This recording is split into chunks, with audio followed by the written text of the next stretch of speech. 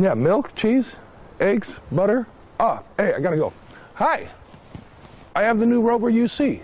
This is our newest detector from OKM. It is fully controlled by a smartphone. This is not a hiking stick. It is the detector. Welcome to the Rover UC video handbook. Here's the actual handbook. We recommend that you read it. In this video, we are going to explain all of the functions and features of the Rover UC. But again, if we miss something, we do have a handbook.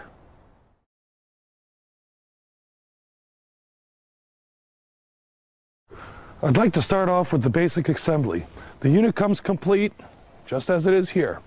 In order to use it, give a quarter turn off the bottom, extend the bottom portion of the walking stick completely, because all of your sensors are down here and up here. You need the differential. Then, adjust the rest of the detector to your desired comfort level so that you can hold it comfortably above the ground, anywhere between 5 and 10 centimeters above the ground for best performance in operation. Now, the batteries on this are very simple. You just take off the top here, you insert your batteries, make sure you get them into the right position. The negative part of the battery, the flat part, goes towards the bottom, and the nipple goes towards the top. Just push the top on, give it a quarter turn, and you're ready to go.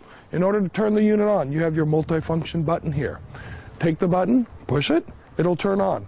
As you can see here, before I turn the telephone on, it's going to be green. Green says we're basically incognito now, and through the headset adapter, it's playing the radio. So if anybody wants to check and say, why is this here? It's a radio, it's built in. I got my own built-in radio, ready to go. The multifunction button here and the multifunction LED is going to tell you the battery status and everything else that you have here. For example, here, we put in some dead batteries just so you can see it turns red when it's time to change the batteries. So pay attention to the LED also when you're operating the device, because when it's red, it's time to change the batteries. Okay, so now that we have the green LED, it's saying the radio's on. So to listen to the radio, I'm going to take out my headphones that come with the unit. And all I'm going to do is insert the headsets. And by pushing the button, it'll find the next radio sender. So once you have a radio station there, you can listen to the radio and walk with it. And this way, if anybody goes to control anything, you'll be able to say, hey, I have a built-in radio.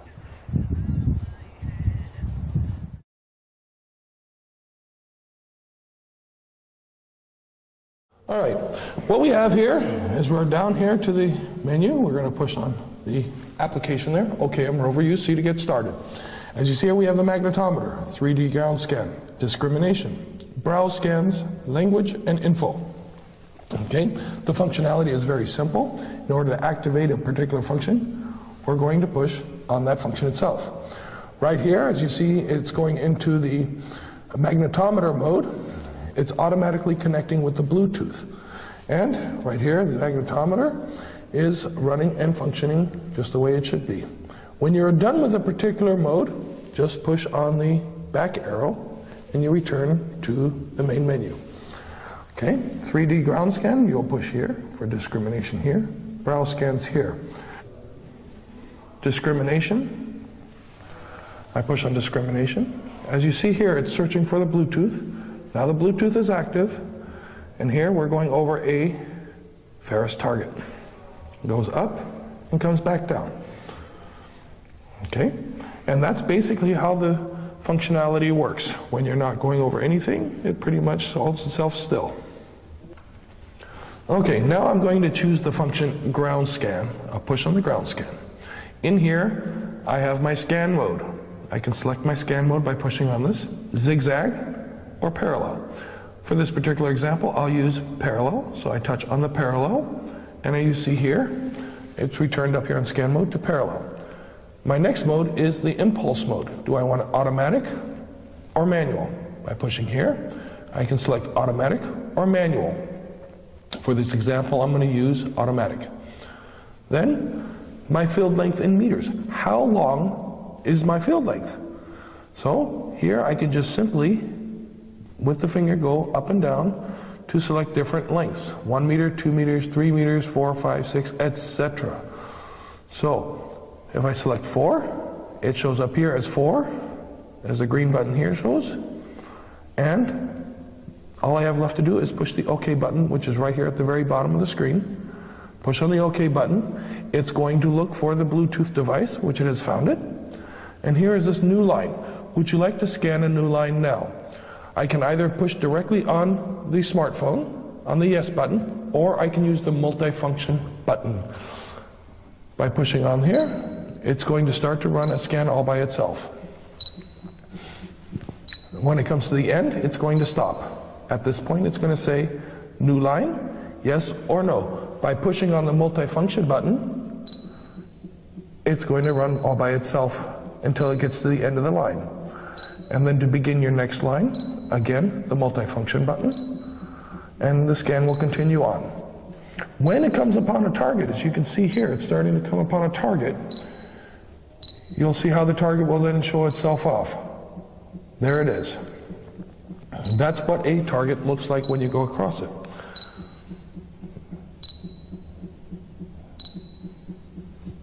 So there we go. At this point, you can see there is a target here, and this target is pretty much clear.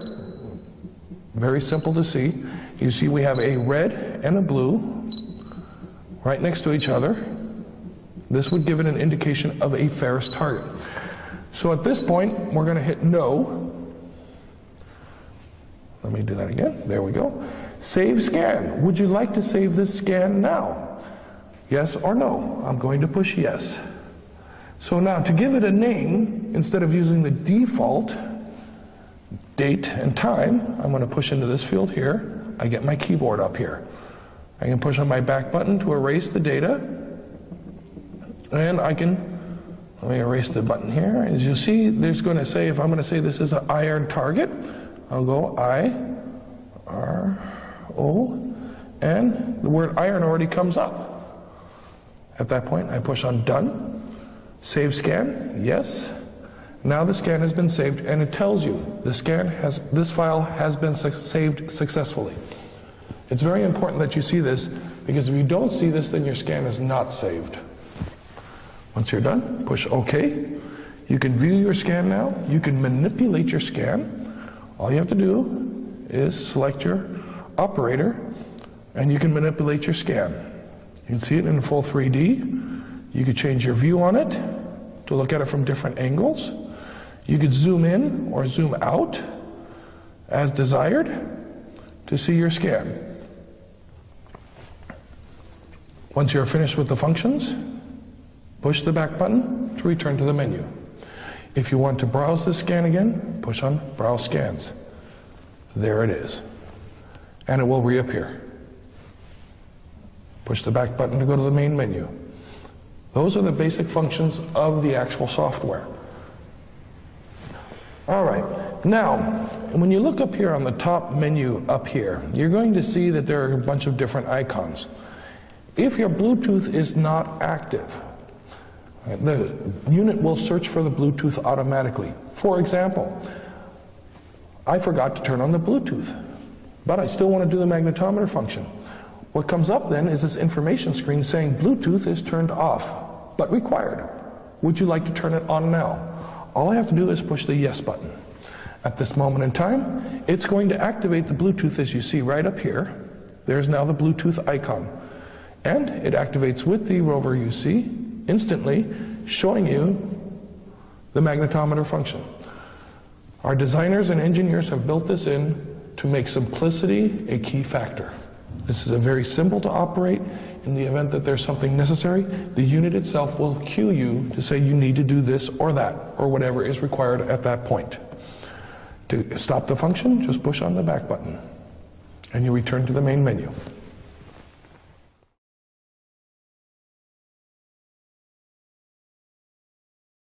Okay, so now to begin our scans, our tutorial here, I'm going to push on the magnetometer. First thing it tells me, Bluetooth is turned off but required. Would you like to turn it on now? I say yes. At this point, you're going to see up here, Bluetooth is going to be activated. And here in the screen, you're going to see it is activating the Bluetooth. Once it is active, over here on the UC, you'll see that the LED is now blue. At this point, it's ready to go. And as we walk with it, we can come out and see different targets Okay, I've turned on the magnetometer, and I'm just going to basically move the Rover UC back and forth to look for any anomalies that are in the ground. Now, what is very important is when you're using the magnetometer and any other function here, do not swing the unit, okay? Do not swing it. If you're walking with it, you're not going to go and like you're walking. You're not going to do that. This unit has to stay basically at the same level and the same height. Move it back and forth. Okay, this way you'll be able to see in the monitor everything that you're going to be looking for underneath the ground. Try to keep it at the same height. You're going to run into situations and circumstances where you're going to come on boulders or branches or trees or something else. Move it up and down slowly so that you have a nice and even measurement. Another note to make while you're using the magnetometer.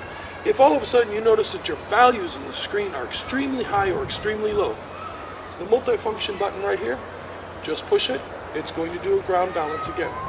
It'll rebalance itself so that you can start off fresh with good data again.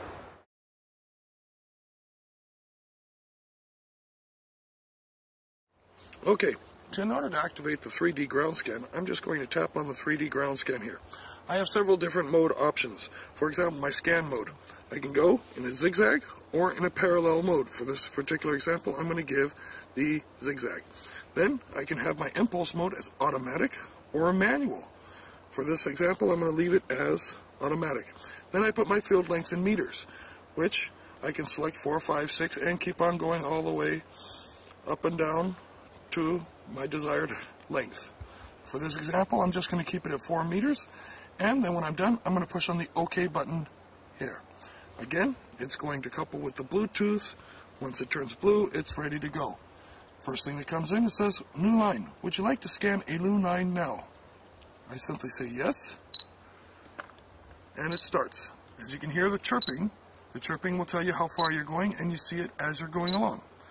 Once you're at this point, you can click yes or no, or simply push the multifunction button, and it will activate it all by itself. Okay, I'm going to select the 3D ground scan option by pushing it on the phone. Again, here I'm going to say zigzag, automatic, and my length of measurement is going to be 4 meters. I'm going to push on the OK button. The connection is being made right now to the Bluetooth. Once it's done, the Bluetooth is here, and then I look at the screen and it says new line. Would you like to scan a new line now? I'm going to simply click yes on the telephone or on the multifunction button. So for here, I'm going to set myself up so that I'm walking straight down the line. I have my grid pattern, and I'm going to walk now by pushing the multifunction button. At this point, I'm going to keep the antenna at the same height until I get to the end of my line. Once I'm at the end of my line, I'm going to see the screen again that says, would you like to scan a new line now? I'm going to move to the left. Again, I'm going to push the button.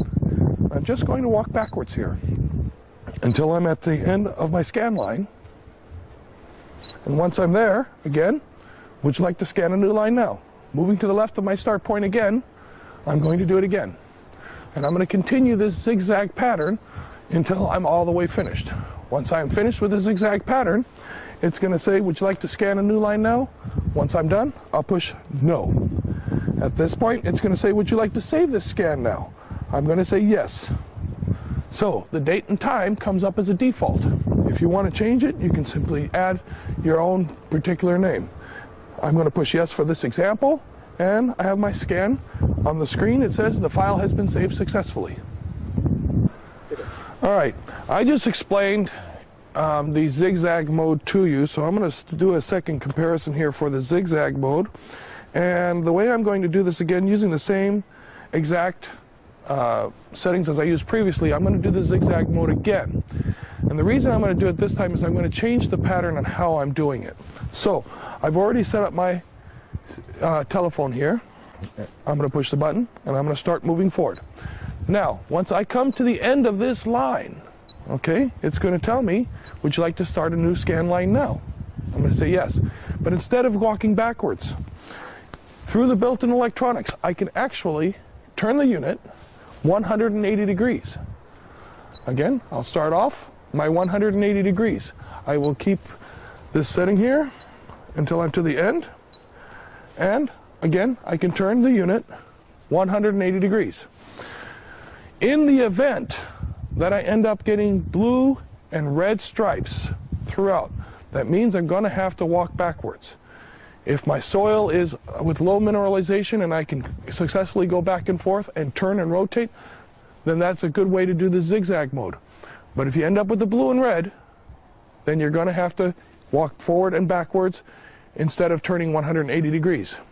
But the 180 degree method does keep a tremendous amount of, or basically saves a lot of time in moving back and forth. So now, once you've completed your scans, you can actually review the data just by clicking on Browse Scans. So in this scan, for example, we're looking at a cavity or an area of water.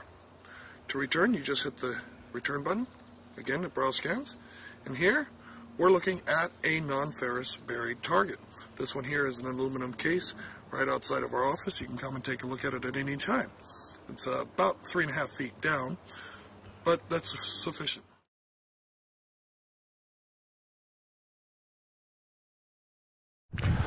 Okay, for this example, again, I'm going to push my 3D ground scan. Instead of zigzag, I'm going to do parallel.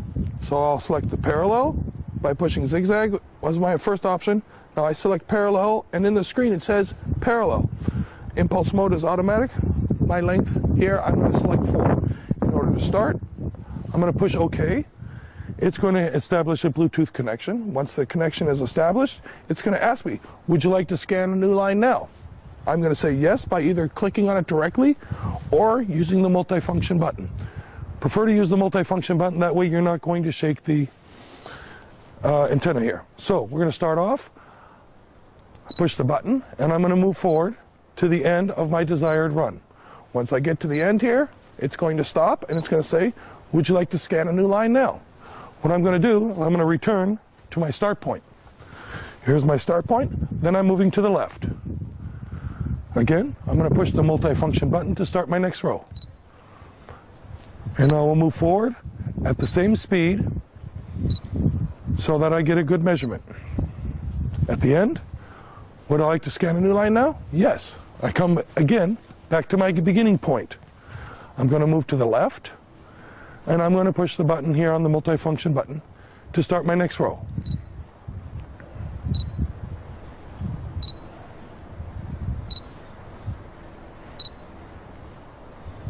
Once I'm at the end, then again I can start a new row, or I can say no, and I can save my scan. It's like previous, would you like to save the new scan now? Yes, and then again yes, and the scan has been saved so that I can analyze the data further.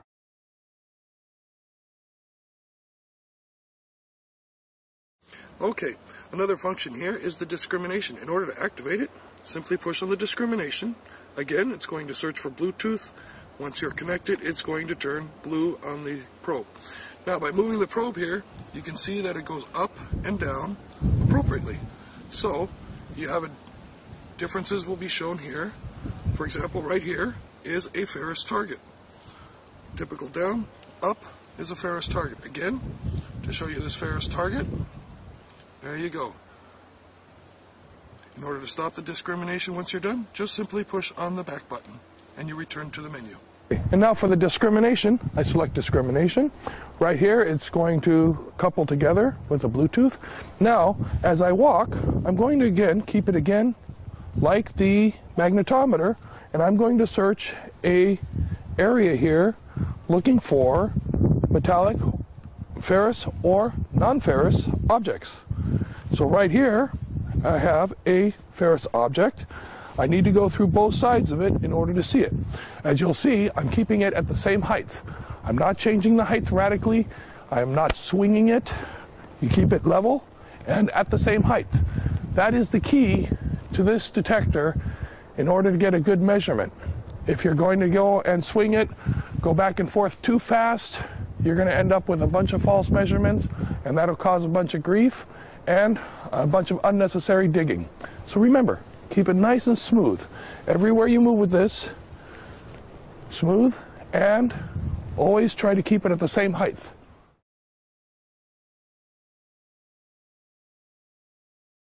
In this area over here between the two buildings, we have a known tunnel. Okay, I'm going to take the Rover UC and I'm going to do a scan over this area back and forth using the zigzag mode, and I'm going to detect the tunnel. With the software here, I'm going to select 3D ground scan, select my options, and get ready to begin. As soon as it's ready, I will start. Okay, would you like to scan a new line now? By pushing the multifunction button? Yes.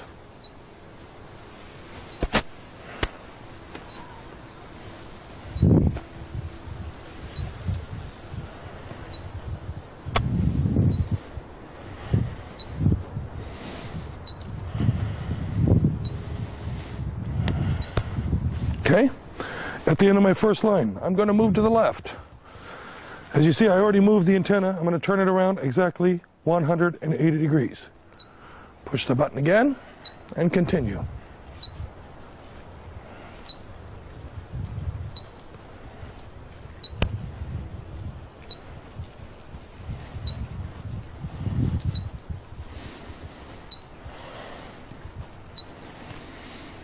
Again, I'm moving to the left. I'm going to rotate. As you see, I'm setting it directly on the ground and rotating it as I stand. Then I'm going to lift it up again, push the multifunction button, and travel again.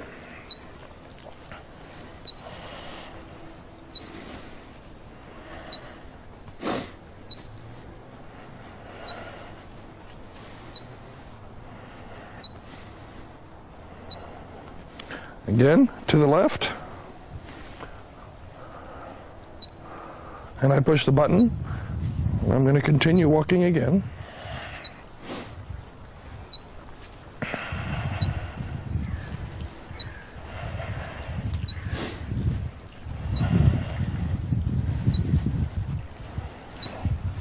Move to the left again. And push the multifunction button again. So it begins the last line, because I'm running out of room here. And then I'm going to show you the tunnel.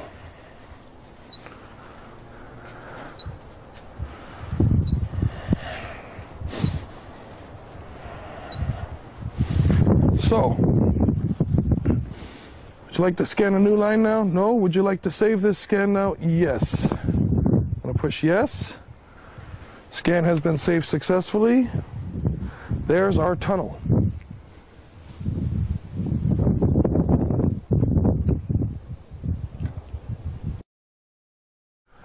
All right, so now I'm traveling down into the tunnel so that you can see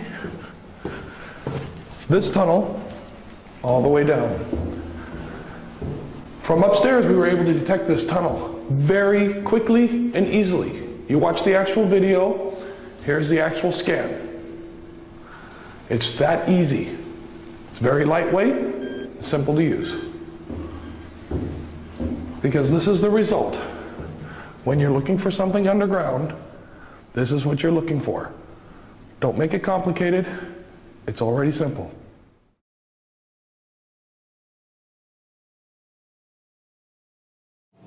In this segment, what we're going to do here today is I'm going to show you how to install the Visualizer 3D software, and then also how to transfer the data from the smartphone to the PC. Okay, I'm going to open up the CD jacket, set the CD into the CD tray. It'll automatically spin up. Okay, the software opens itself up automatically. We're going to select Visualizer 3D. So click on that. You can hear the CD spin.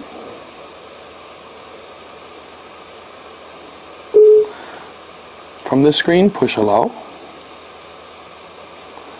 And then you want to select your language. For this installation, we're going to select English.